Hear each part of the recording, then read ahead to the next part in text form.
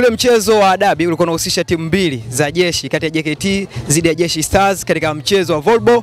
Hatimaye Jeshi Stars wamefanikiwa kuwa mabingwa wakiitandika JKT. Tupo na naoza wa Jeshi Stars, Sofia Saguti. Tunazungumza namna ambavyo mchezo ulikuwa, lakini pia waliamini wangefanikiwa kuondoka na ushindi katika mchezo wa finali. Naoza, kwanza habari? Salama. Kwema? Kwema kabisa, sijui. Pia hongera, mmefanikiwa kuwa mabingwa. Je, hisi kama mtakuwa mabingwa katika mchezo huu leo? Ndio, tutachukua ubingwa. Tutachukua ubingwa. Ndio. Pengine ushindi huu umechagizwa na nini hasa?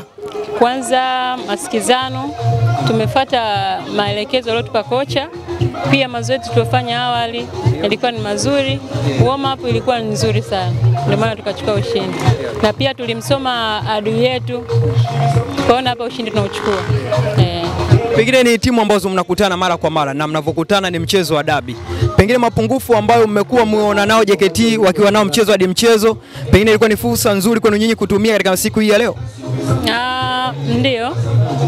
Mapungufu si wabaya sana, wapinzani wako vizuri, lakini leo tumeonyesha uwezo mkubwa zaidi na itakuwa ni muendelezo kwa sababu hii ni dabi kama unavyoona. Jeshi Star na JKT taendeleza mwanzo mwisho.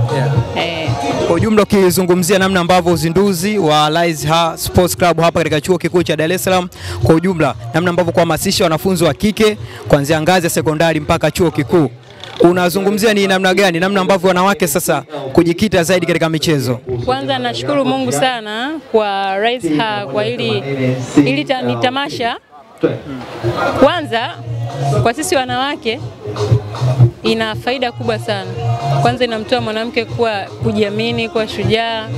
Yaani kuna wale wanawake ambao unakuta yuko ndani kakaa haelewi kinachoendelea.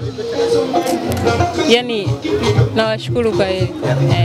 Katika jamii kuna ile zana kwamba ukichanganya masomo na michezo basi kimoja utakiacha.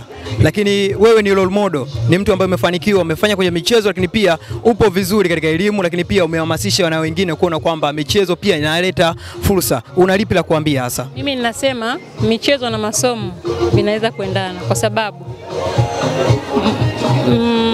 mwanafunzi au mtu yote ambaye ni anasoma bila mazoezi lazima mwili utakuwa umelala.